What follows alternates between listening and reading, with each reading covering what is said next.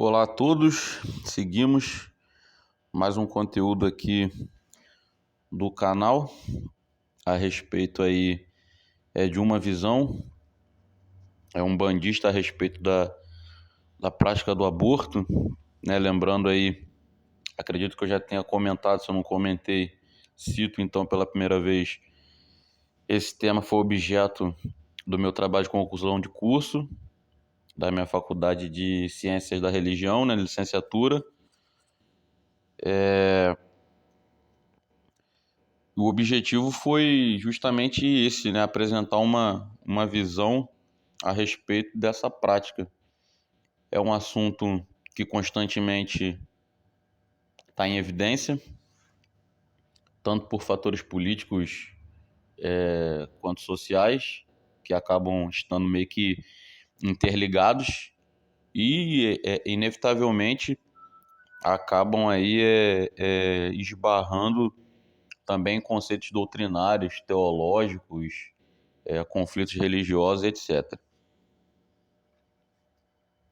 Então esse é o tema, né? O aborto em uma ótica umbandista, porque em uma ótica, porque existem diversas interpretações da prática, não existe o dono da verdade, principalmente quando a gente fala em fundamentos doutrinários, principalmente nas religiões de matriz africana, porque não existe aí um livro código, um livro base. Então cada tradição religiosa umbandista, candomblessista, quimbandeira, enfim, vai determinar qual que é a sua visão do fato e se existem ou não consequências a nível espiritual para a sua prática.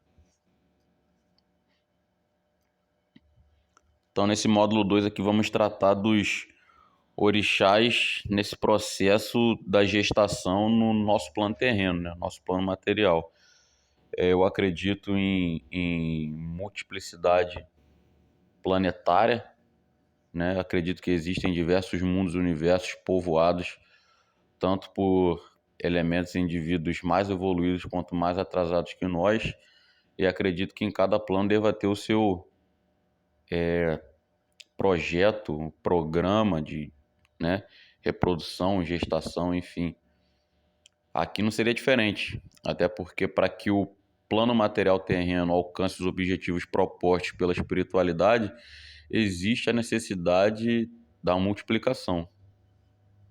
Parafraseando aí as doutrinas, né, católicas, e crescer e multiplicai-vos, né? Os nossos objetivos aqui é apresentar algumas lendas dos orixás, né? Porque inevitavelmente a Umbanda ela possui em uma das suas matrizes aí a raiz africana. Então os conceitos doutrinários ou mitológicos de religiões africanistas ou de descendência africana ou de matriz africana vão influenciar direto ou indiretamente no culto umbandista. Dificilmente você vê uma casa, existe, mas dificilmente você vai ver uma casa que não trabalha com a figura dos orixás. Então apresentar o conceito de Emi, né, que é o sopro divino, e Ori, né, que é visto como um orixá individual, o Deus individual, a consciência espiritual, e entender o contexto em que a energia dos orixás atua no processo de gestação. Então, quando a gente fala de gestação, quando a gente para refletir sobre o processo de reprodução humana, como espiritualistas que somos, né, os umbandistas, né, a gente tem que entender que o espiritual participa desse processo, não é um processo puramente material, mecânico, negativo. Se você acredita que tudo provém de Olorum, Olodumare, Deus, etc., que os orixás estão diretamente, né, diuturnamente participando de tudo que acontece no plano encarnado, a gestação, a fecundação, o processo de reprodução, ele logicamente não estaria de fora das ações em que os orixás, guias e mentores teriam participação direta e ou indireta. Então, para a gente alcançar esses objetivos propostos, vamos seguir o seguinte sumário. Então, introdução, desenvolvimento, onde vamos abordar aí o orixá Oxalá, Adjalá, que é um orixá que é pouco divulgado no ambiente umbandista, a figura de Ori, que é muito abordado no candomblé, mas existem diversas tradições religiosas e líderes religiosos que fazem um trabalho na internet que já abordam, né, a figura de Ori. Olorum, né, que é Deus, Olodumare, a figura suprema no panteão dos orixás. Emi, que seria o nosso sopro divino, né, o sopro da criação. Oxum, que é uma orixá aí que é amplamente cultuada, tanto na Umbanda quanto no Candomblé, que seria a senhora da fecundidade, né, da maternidade. E vamos contextualizar a atuação de tudo isso aí que eu falei nesse processo gestatório. E uma breve conclusão. Então, ao se deparar com o processo de gestação, deve ou deveria, né, o umbandista, como espiritualista que somos, enxergar o processo de gravidez através do fenômeno material, né, e natural da reprodução.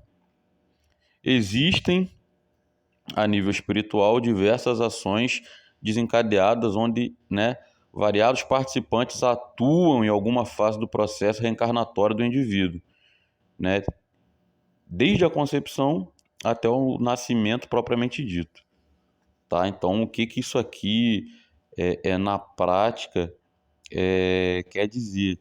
Então, um bandista ele não pode se apegar só à coisa mecânica, não pode.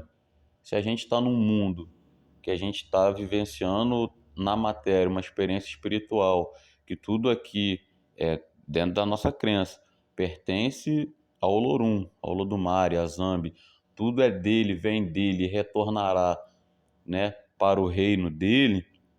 Então a gente tem que entender que esse processo de gestação, né, de reprodução do indivíduo, do ser humano, ele também está inserido em um contexto espiritual. E existem, com certeza, atores espirituais que estão ligados, que participam ativamente desse processo. A gente não pode utilizar ou tratar a gestação, né, a reprodução humana, como um processo material apenas. Nada é material apenas para aqueles que acreditam na espiritualidade. Isso aí é que eu discutia muito com companheiros de terreiro, que tem muitos camaradas que, quando eles saem do terreiro, né, o pós-sessão, o camarada desliga a chavinha, a pessoa desliga a chavinha e só vai religar essa chavinha no próximo dia da sessão, ou se tiver uma obrigação durante a semana.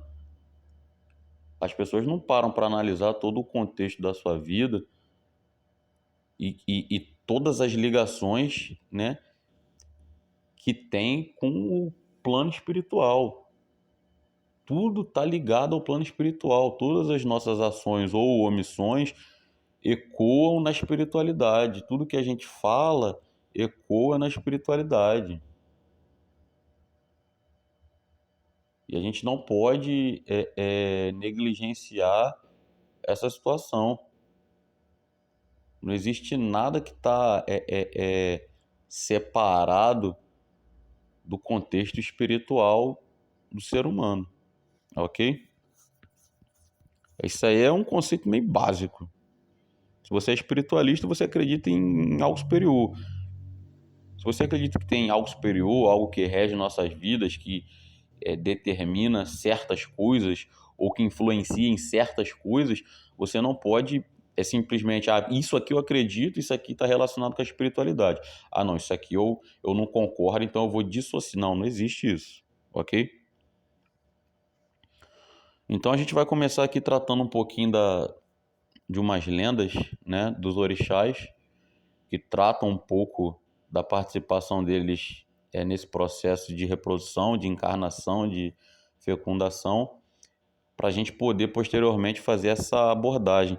Essas lendas aqui tem como base aí o livro do Reginaldo Prandi, conhecidíssimo, né, escritor, pesquisador da mitologia dos orixás, e o conhecimento que ele agregou em suas viagens, né, nas suas anotações, nas suas publicações aí, é reconhecido amplamente na comunidade terreiro. E também no meio, né, dos antropólogos, sociólogos, pessoal que cientistas da religião, pessoal que estuda de fato essa matriz africana, né, religiosa.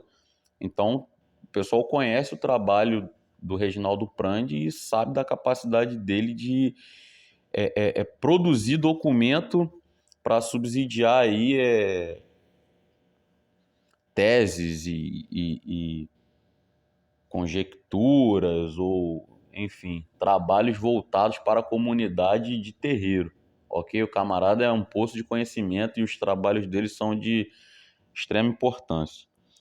Então, Olodumare, Senhor Supremo dos nossos destinos, também conhecido como Olorum, o Senhor do Orum, criou o primeiro dos orixás, Oxalá, ou Obatalá, e deu-lhe a incumbência de criar o mundo, entregando-lhe o saco da criação. No momento da criação já haviam outros orixás habitando o Orum, o mundo material. Oxalá foi aconselhado por Orúmila a entregar uma oferenda ao orixá Exu antes de empenhar essa sua tarefa de criação do mundo.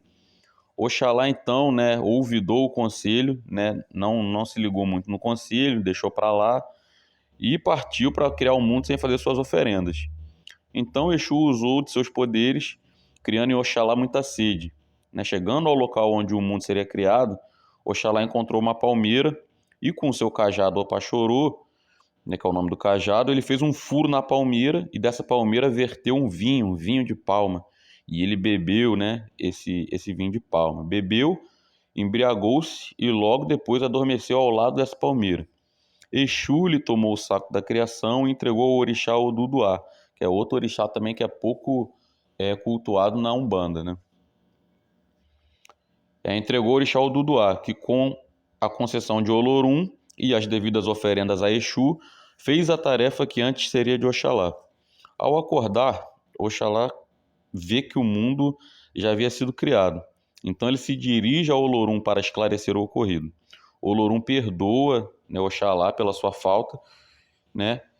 E aí ele absorve, então, Oxalá absorve esse mistério de Olorum, né? De perdão, de perdoar. E ele passa a ser o orixá do perdão. Então Olorum lhe dá uma nova incumbência, a de criar os homens. Quando eu falo homens, entende-se seres humanos. É porque aqui eu escrevi conforme está a lenda no livro do Reginaldo. Oxalá toma o barro e com ele modela o homem e a mulher. Porém, não tem vida. Assim, chama Olorum para a questão. Olorum se aproxima e assopra o sopro da vida, animando assim homens e mulheres modelados por Oxalá. Então, essa fonte aí é do site Raízes Espirituais. Essa mesma lenda tem no livro do Reginaldo Prandi, tá? Por que eu peguei desse site? Porque é um resumo da lenda. Então a lenda é muito mais extensa e se eu fosse transcrever toda a lenda aqui, o conteúdo ia ficar muito grande. Mas quem pegar o livro lá do Reginaldo Prandi vai encontrar essa mesma lenda lá no livro do Reginaldo, ok?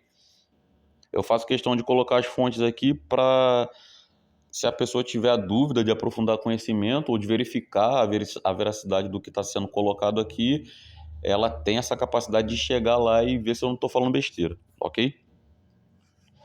Então, Oduduá criou o mundo. Aqui a gente já parte já para Adjalá, ok? Então, Oduduá criou o mundo. Obatala criou o ser humano. Obatala, Oxalá, ok?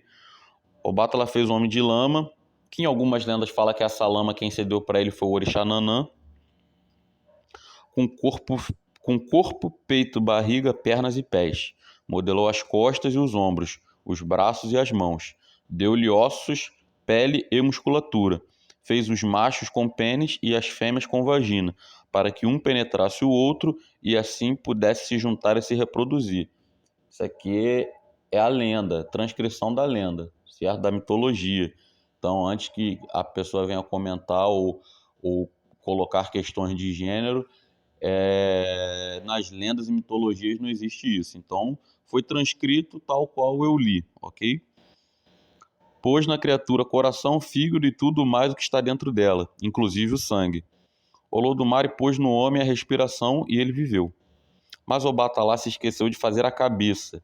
E Olodumare, né, Olorum, Deus, Zambi, ordenou a Adialá que completasse a obra criadora de Oxalá. Assim, é Adialá quem faz a cabeça dos homens e mulheres. Quando alguém nascer, né, quando alguém está para nascer, vai à casa do olheiro Adialá, o modelador de cabeças. Adialá faz as cabeças de barro e as cozidas no forno. Isso aqui é tudo um contexto mitológico, tá, gente? Se Adialá está bem, faz cabeças boas. Se está bêbado, faz cabeças mal cozidas, passadas do ponto, mal formadas. Cada um escolhe sua cabeça para nascer. Cada um escolhe o ori que vai ter na terra. Lá escolhe uma cabeça para si.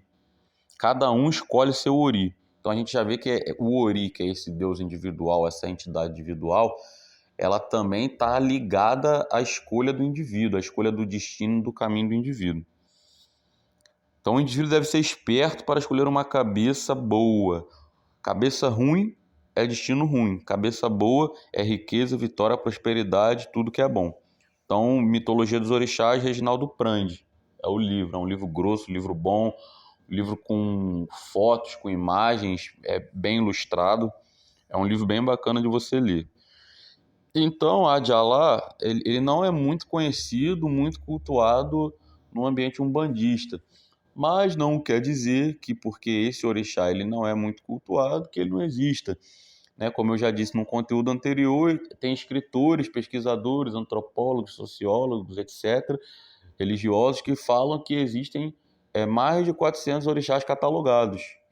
Nem todos são cultuados. Né? Existe uma diversidade de número de orixás e vai depender da tradição, vai depender da região, vai depender do país onde é cultuado, etc.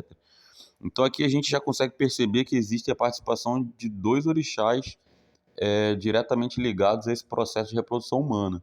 Oxalá, quando vem com essa questão da criação do molde do corpo, né? A gente já podia puxar Nanã também, eu não coloquei aqui, mas a gente podia puxar Nanã também, já que tem algumas raízes que falam que o barro que ele molda para fazer o ser humano, quem deu foi o orixá Nanã, e agora a gente tem Adialá, que Oxalá, ou Batalá moldou o corpo, Adialá moldou a cabeça, e o indivíduo, o espírito, a alma do indivíduo, fez a escolha, participou também diretamente, né, na escolha do Ori, que seria a sua divindade individual, que é quem vai guiar o seu destino enquanto no plano material. Ori, né, significa literalmente a palavra Ori no idioma Yorubá, cabeça. Então é considerado aí Ori o orixá individual, né, o anjo da guarda, aquele que guia, aquele que inspira, intui, tá? Dá o direcionamento na vida do indivíduo, etc. Então divide-se em Ori e Odé, que é a cabeça física, né, a identidade social e moral, tudo aquilo que o indivíduo externa, é o que ele apresenta no mundo material, e Ori e Nu, que é a cabeça interior, é a identidade espiritual, o emocional, tudo aquilo que está ligado à parte espiritual do indivíduo. Associa-se a uma consciência, uma intuição espiritual. Então, teoricamente, de acordo com algumas tradições, todas essas intuições que você tem, esses sentimentos, para onde seguir, o que fazer, que decisão tomar, a quais pessoas se ligar, de quais pessoas se afastar, seria o seu Ori influenciando nas suas escolhas, nessa sua vivência num plano material. Olorum, né, que já está batido, Olorum, Olodumare, Zambi, ou simplesmente Deus, é a entidade suprema na mitologia Yorubá, responsável aí pela criação do universo, de quem tudo flui, né? Tudo vem dele e para quem tudo retorna. É por isso que Olorum, Zambi, Olodumare, Deus, como você queira chamar, não possui culto direto. Como assim? Eu não acendo vela diretamente para Deus, eu não faço oferenda diretamente para Deus, porque existe o entendimento de que tudo é dele, tudo vem dele. Então, como é que eu vou dar de presente para ele algo que já é dele? Então, não faz sentido. Por isso, não existe culto direto para Olorum. Então, é o Senhor do Orum, que é o plano espiritual, e estabeleceu ele toda forma de vida existente no universo, tanto no Orum, as formas plasmadas, as formas espirituais, quanto no Aie, o Aie que é o mundo material, né? Orum, plano espiritual, Aie, plano material. E o que é o Emi, que a gente já comentou aqui? Então, na mitologia urubá, como a gente viu nas lendas, né, quando o Oxalá ele cria o corpo de barro ele vem sem vida. Então, para que esse corpo ele se anime, né, ele ganhe vida, se faz necessário que Deus, que Olorum, que Zambi, ele sopre, né, naquela forma que foi construída por Oxalá, dando assim o ânimo, a vida, né? Esse sopro pode ser entendido como a implantação da alma no material, no indivíduo, sendo o orixá Iku, que também não é amplamente divulgado e cultuado na Umbanda, o responsável por retirar o Emi do corpo material, possibilitando seu retorno ao plano espiritual. Iku seria aí vamos colocar como se fosse o orixá da morte, mas não leve para o lado pejorativo, para o lado pesado da coisa, né? Porque o orixá Iku, ele retira o Emi no momento que esse Emi ele deve ser retirado. E isso aí já é uma questão a gente pensar quanto ao o assunto aborto, né? Se existe um orixá, uma entidade responsável por retirar o Emi desse corpo material, parte-se do entendimento que esse orixá ele não tira ninguém antes do prazo. A gente tem um prazo de permanência no plano material. Então, quando você realiza a prática do aborto,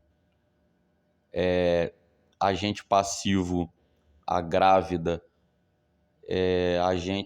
a grávida e o esposo, ou namorado, ou quem quer que induza ao aborto, e agente ativo, a pessoa que faz o procedimento, essa pessoa está influenciando diretamente na ordem natural das coisas. Ok? Vamos falar um pouco aqui, vamos ler, né, a lenda aqui do orixá Oxum, que, como eu já falei, é amplamente cultuado tanto na Umbanda quanto no Candomblé e está diretamente envolvida no processo de reprodução humana. Então, logo que o mundo foi criado, todos os orixás vieram para a Terra e começaram a tomar decisões de dividirem cargos entre eles, em conciliábulos, nos quais somente os homens podiam participar. Então, eles queriam tomar decisões, faziam reuniões e só os orixás masculinos eles podiam participar dessas reuniões. Oxum não se conformava com essa situação. Ressentida pela exclusão, ela vingou-se dos orixás masculinos. Condenou todas as mulheres do plano material à esterilidade. De sorte que qualquer iniciativa masculina no sentido de fertilidade era fadada ao fracasso. Então, como ela foi excluída, né, dessas reuniões, desses processos decisórios, ela simplesmente retirou o poder dela sobre a fecundidade das mulheres e qualquer tentativa que os homens, que os casais tivessem de engravidar, não tinha sucesso. Por isso, os homens foram consultar Olodumare. Estavam muito alarmados e não sabiam o que fazer sem filhos para criar, nem herdeiros para quem deixar suas posses. Sem novos braços para criar novas riquezas, lembra do crescer e multiplicai-vos? Sem novos braços criar novas riquezas e fazer as guerras, e sem descendentes para não deixar morrer suas memórias. Olodumare soube então que Oxum fora excluído das reuniões. Ele aconselhou então os orixás a convidá-la e as outras mulheres orixás, pois sem Oxum e seu poder sobre a fecundidade, nada poderia ir adiante. Os orixás seguiram o sábio conselho de Olodumare e assim suas iniciativas voltaram a ter sucesso. As mulheres voltaram a gerar filhos e a vida na terra prosperou. Essa lenda, né, também é do livro do Reginaldo Prandi. Então, aqui a gente consegue apontar duas situações que merecem aí a nossa atenção. A primeira é o poder de Oxum sobre a fecundidade e reprodução humana, expansão do indivíduo no plano material terrestre. E a outra, que Olodumare, você vê que Olodumare, embora a gente faça muitas associações com o Deus que é cultuado nas igrejas católicas e evangélicas, você vê que o caráter de Olodumare, enquanto Deus, é completamente diferente do Deus cristão, porque ele não impõe a sua vontade. Você vê que os homens foram se aconselhar com Olodumare, ele verificou o problema e ele não impôs que as outras mulheres participassem das reuniões. Ele aconselhou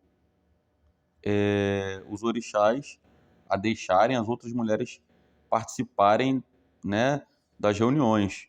Poderia, se fosse o caso, não foi, mitologicamente falando, mas eles poderiam se recusar a deixar elas participarem. E em outras lendas, principalmente relacionadas ao Olodumare, você vai verificar diversas vezes o Olodumare se consultando com Olúmira, pedindo conselhos, entendeu? Búzios, jogo de búzios, né? Ifá, pedindo caminho.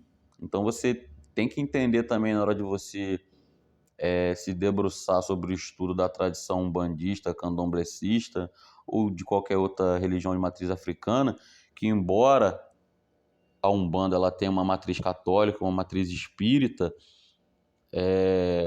nossos fundamentos doutrinários são diferentes e devem ser analisados de forma diferente. Certo? Então, Orúmila participa ativamente das decisões de Deus no plano terrestre. Fique claro isso. Então, contextualização, né? Ao contemplar todos os assuntos expostos, verificamos que existem energias de alguns orixás diretamente ligados à gravidez, propiciando ao espírito reencarnante o retorno ao plano material. Antes da reencarnação, o indivíduo escolhe seu ori. Então, o próprio espírito participa do processo de escolha de caminho enquanto espírito encarnado. Então, você escolheu, você participou ativamente da escolha. A Djalá, né, vai moldar a cabeça do indivíduo com o ori que foi escolhido por aquele espírito. Oxum está presente no momento da fecundação propriamente dita, estando dois elementos diretamente associados à energia de Oxum, que é o óvulo, né? Todo mundo fala muito do ovo, a energia de Oxum no ovo, e o líquido amniótico. Está diretamente ligado à energia de Oxum. Aquele feto, aquele corpo que está se criando, ele é banhado durante aqueles 9 meses de gestação do ser humano com essa energia do orixá Oxum. Então ela é considerada a dona do ovo e, segundo algumas crenças, cuida da criança da fecundação até o desenvolvimento da fala, que, segundo algumas crenças, a partir desse momento a criança é entregada aos cuidados do orixá Iemanjá, né, que é a grande mãe dos orixás. A energia de Oxalá ou Batalá vai depender da fonte, do escritor que você lê, está presente na criação da matéria corporal, e a alma do indivíduo é repleta, né, do emi, do sopro divino, da partícula divina que é soprada dentro do corpo. Né? Possuímos no nosso interior uma partícula dele.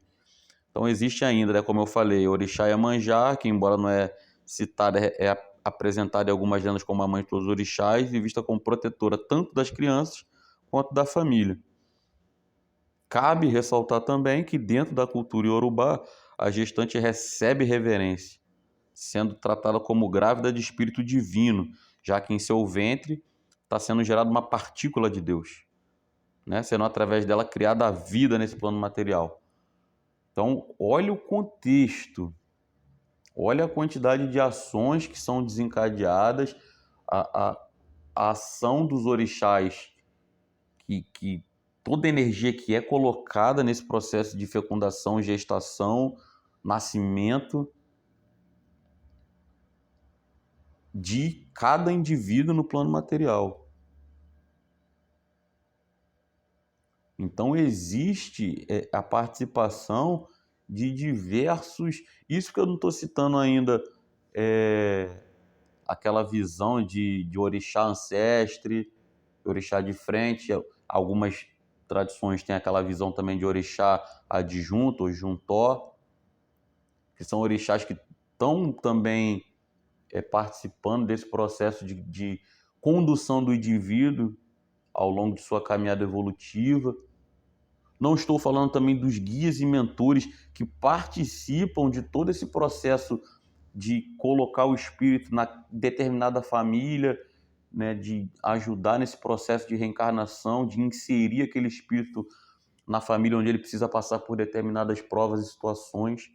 Existe todo um planejamento espiritual envolvendo a criação, gestação, nascimento de um indivíduo. Então, quando você falar de nascimento, criança, você não pode tratar isso como um ato material apenas, porque não é. O espiritualista não pode tratar a gestação, a gravidez como um plano, como um ato material apenas. É um ato material sim, mas não só. Essa é a visão. Vivemos uma experiência espiritual num plano material, que não pode, quando eu discordar de determinada postura ou posição, ser simplesmente descartada. As tuas convicções, as nossas, né, convicções sociológicas, elas não sobrepõem a nossa origem espiritual, ao espiritual que nos cerca enquanto indivíduos encarnados. Isso aí tem que ficar bem claro. Muitas das vezes as pessoas esquecem. Chegamos, enfim, à nossa conclusão. Então, com a apresentação desse conteúdo, consegue-se entender a forma como os orixás, direta e indiretamente, atuam no processo de gestação, influenciando todo o processo de reencarnação do indivíduo, desde a concepção até o nascimento de cada um. Ok? Então, todas as ações que ocorrem enquanto encarnados, enquanto vivenciando experiências materiais, estão diretamente relacionadas ao Orum. Você não tem como separar o Orum e a Iê, eles estão diretamente interligados e todas as nossas ações e omissões, como eu já falei, elas têm uma consequência a nível espiritual. E que isso fique sempre claro. Até o próximo conteúdo. Saravá para todos.